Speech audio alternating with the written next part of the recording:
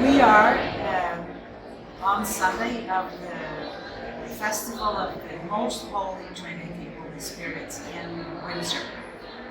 And this is the last Sunday of the festivals after Easter that occur starting the first Sunday after Easter. So there's 7 Sundays, actually the 8th today, where the festivals take place mostly. There are a few also in June, but mostly this is the end of the season.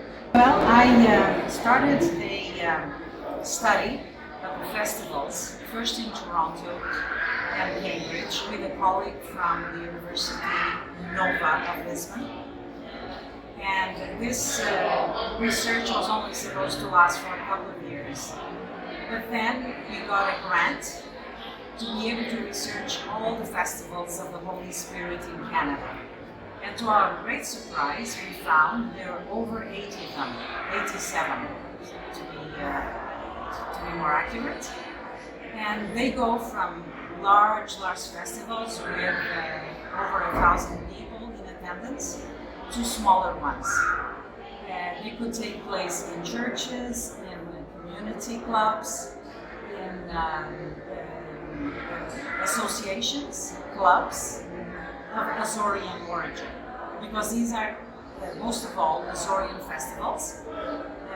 As you might know, most of the Portuguese immigrants to Canada come, 60% of them, from the islands of the Azores. Well, we amassed a tremendous amount of data, and I originally hadn't set off to write the book. I was the main researcher for Canada, and in the end I decided this would have been a terrible waste because there were so many data that I could use. And because one thing I noticed is that a lot of these people organizing the festas, the festivities, the festivals, did not know what the situation was in Canada. We had no idea where they were taking place, how many of them existed, since when, and what was their status, what was their standing at that point. And a good thing that this grant came at the point that the festivals were still going strong, because they are usually organized by the first generation of immigrants. In other words, people who came as adults or teenagers. Also, a second part of this research had to do with the festivals in New England, United States. There was another team studying them, because we knew a lot about the festivals of the Holy Spirit in California, but we didn't know much about those in New England. The two communities in Canada and New England immigrated about at the same time. The book is called Brothers and Sisters in the Crown, the Festivals of the Holy Spirit in Canada. It is a self-published book. It is on Amazon.ca in ebook form, but of course, given the interest shown when I first came out with the Portuguese version, I decided to print a number of copies each time, and the same now that I translated it into English, and also the same thing, it's on Amazon.ca, and I've also printed a number of copies because people prefer. It's a large book and it's got a lot of photos. It's like this. This festival was supposed to have taken place in 2020, but because of the epidemic, lots of festivals stopped for 3 years, and finally it took place this year. It's the 40th festival that's taken place in Windsor.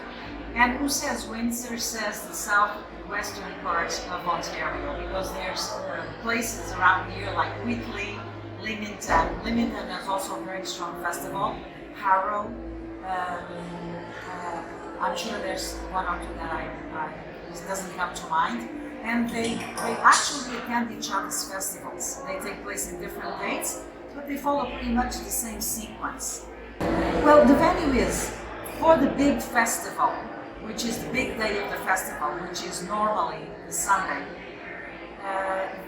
They need a large place. They need a large place. So a lot of people attend the meal, the communal meal.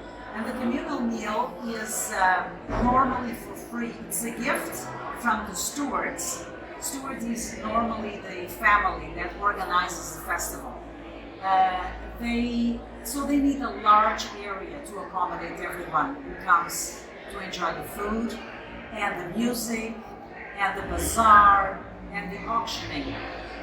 So it's basically the stewards usually organize the festival. They take the responsibility monetarily and work-wise, usually in payment of a promise. In other words, there might be a health problem in the family, or they just might be, they want to honor the tradition of having the festival.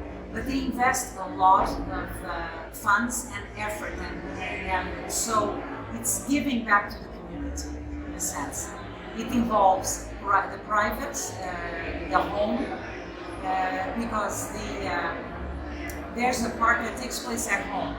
People use the crown, and there comes to something you might be interested to know. As you know, the Holy Spirit is usually represented by the dove and by the flames of the Holy Spirit coming down to enlighten people. In the Portuguese case, it's very specific. The crown, the royal crown, is associated because the first king and queen that believed in the festival, that the worship of the Holy Spirit, go back to the Middle Ages. King Dennis and Queen Isabel. And they normally are represented in the parade as well.